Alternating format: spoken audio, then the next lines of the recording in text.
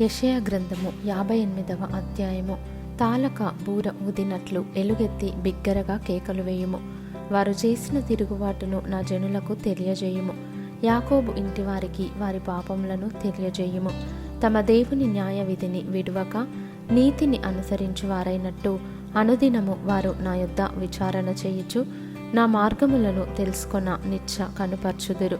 తమకు న్యాయమైన తీర్పులు తీర్చవలెనని వారు అడుగుదురు. దేవుడు తమకు ప్రత్యక్షుడు కావాలెనని ఇచ్చయింతురు. మేము ఉపవాసముండగా నీవెందుకు చూడవు?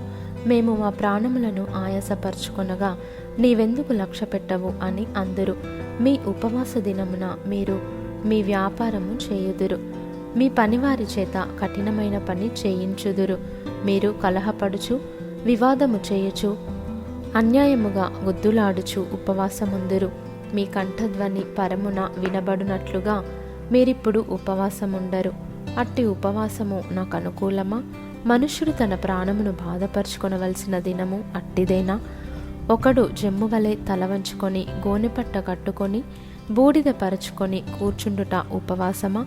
అట్టి ఉపవాసము యెహోవాకు ప్రీతికరమని మీరనుకొందురా? దుర్మార్గులు కట్టిన కట్లను విప్పుటయు కాడిమాను మోకులు తీయుటయు బాధింపబడిన వారిని విడిపించుటయు ప్రతి కాడిని విరుగగొట్టుటయు నేనేర్పరచుకొనిన ఉపవాసము గదా. నీ ఆహారము ఆకలిగొనిన వారికి పెట్టుటయు నీ రక్త సంబంధికి ముఖము తప్పింపకుండుటయు దిక్కుమాలిన బీదలను నీ ఇంట చేర్చుకొనుటయు వస్త్రహీనుడు నీకు కనబడినప్పుడు వానికి వస్త్రములిచ్చుటయు ఇదియే గదా నాకిష్టమైన ఉపవాసము.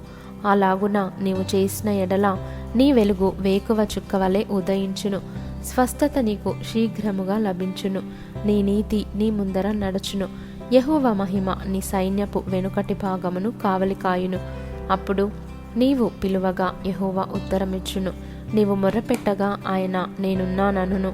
ఇతరులను బాధించుటయు వ్రేలు పెట్టి చూపి తిరస్కరించుటయు చెడ్డదానిని బట్టి మాట్లాడుటయు నీవు మాని ఆశించిన దానిని ఆకలిగొనిన వానికిచ్చి శ్రమపడిన వానిని తృప్తిపరచిన ఎడల చీకటిలో నీ వెలుగు ప్రకాశించును. అంధకారము నీకు మధ్యాహ్నము వలె నుండును. యెహోవా నిన్ను నిత్యము నడిపించును. క్షామకాలమున ఆయన నిన్ను తృప్తిపరచి నీ ఎముకలను బలపరచును. నీవు నీరు కట్టిన తోట వలెను ఎప్పుడును ఉబుకుచుండు నీటి ఊట వలెను ఉండెదవు.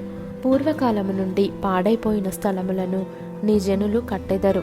అనేక తరముల క్రిందట పాడైపోయిన పునాదులను నీవు మరలా కట్టెదవు. విరుగబడిన దానిని బాగుచేయు వాడవనియు దేశంలో నివసించున్నట్లుగా త్రోవలు సిద్ధపరచు వాడవనియు నీకు పేరు పెట్టబడును.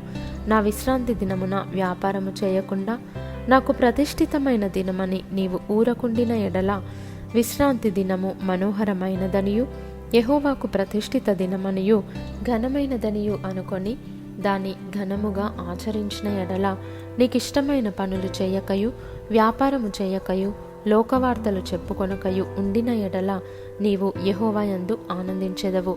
దేశం యొక్క ఉన్నత స్థలముల మీద నేను నిన్నెక్కించెదను.